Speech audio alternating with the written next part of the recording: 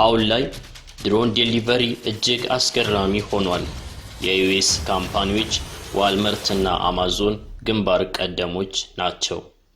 የድሮን ዴሊቨሪ ኢንዱስትሪ ሲጀምር ምርጥ የሆኑ ኢኖቬሽን ኢን ቴክኖሎጂ እና ሃርድዌር ሶሉሽን የዴሊቨሪ ልምምድ ለማቀላጠፍና ለማርቀቅ ተሰርተዋል። በድሮን ዴሊቨሪ አስፔክት ከነዛ መካከል ጥቂቶቹን ዛሬ እናቀርብላችኋለን። አንደኛ ድሮን ዶኪንግ ስቴሽን። የዩኤስ ካምፓኒ ድሮን ዴክ ከስተመሮቹ የራሳቸውን ፓኬጅ እንዲወስዱ የራሴ የሚለውን ሶሉሽን ለደንበኞቹ ፈብርኳል።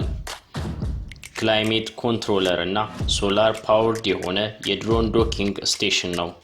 የተለያዩ የፓኬጆችንና የምግብ ዴሊቨሪዎችን ከድሮን ለመቀበል ይረዳል። አሰራሩም የመጣውን ድሮን በቀጥታ ቦክሱ ላይ ሲያርፍ የያዘውን መልእክት እዛው ቦክሱ ላይ ነው የሚያስቀምጠው። በከስተመር ቦክሱ ተከፍቶ ፓኬጁ ይወሰዳል። ከዚህም በተጨማሪ ድሮኑ የራሱን ባትሪ ለመቀየር ዶኩን ይጠቀማል። ሁለተኛ ኬሪ ድሮፕ ኤንድ ዴሊቨሪስ።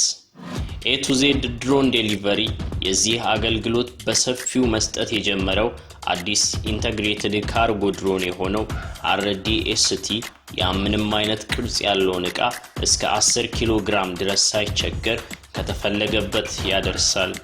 ፈጠራው የመጣው በራሱ ለማውረድ እንዲመቸው አስሮ ከሚያወርድ ገመድ መሰል ዋየር ጋር ነው።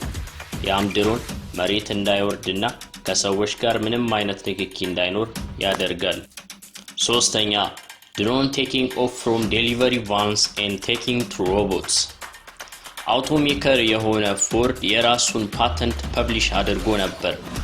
ፈጠራውም የዴሊቨሪ ቫንስ በራሳቸው ላውንች እንዲያደርጉና እንዲቆጣጠሩ የሚረዳ ነው። እንደ ፎርድ ገለጻ ከሆነ በእያንዳንዱ ሰው ቤት ቫኑን እየነዱ ከማድረስ ቫኑን አስ ዶኪንግ ስቴሽን ተጠቅሞ ፍሮም ቶፕ ኦፍ ቫን ዴሊቨሪ ላንዲንግ እና የደንበኞቹን መልእክቶች በድሮን ማድረስ ነው እንደ አማራጭ የወሰደው። በነገራችን ላይ አማዞንም የራሱን የዴሊቨሪ ሮቦት አስተዋውቆ ነበር። ግን በጣም ኢንተረስቲንግ ሆኖ ያገኘሁት የዋልማርት ሪሴንትሊ ፊልድ ፓተንት ነው። እሱም ሮቦት እና ድሮን እየተናበቡ በጋራ የሚሰሩበት መንገድ መፍጠሩ ነው። ሮቦት በምድር ድሮን ደግሞ በሰማይ። አሰራሩን በቀላሉ ለመግለጽ ያክል ተሽከርካሪ ሮቦት ፓኬጅ ይዞ ሲንቀሳቀስ በመንገድ ላይ የትራፊክ ኦር ኤኒ ኦብስታክል ሊያጋጥመው ይችላል። ታዲያ ይሄን ለመከላከል ለድሮን እክል እንዳጋጠመው ሪፖርት ያደርጋል። ድሮንም ይሄን መልእክት እንደተቀበለ በአፋጣኝ ከሮቦት የተፈለገውን ፓኬጅ ተቀብሎ ከተፈለገበት ያደርሳል።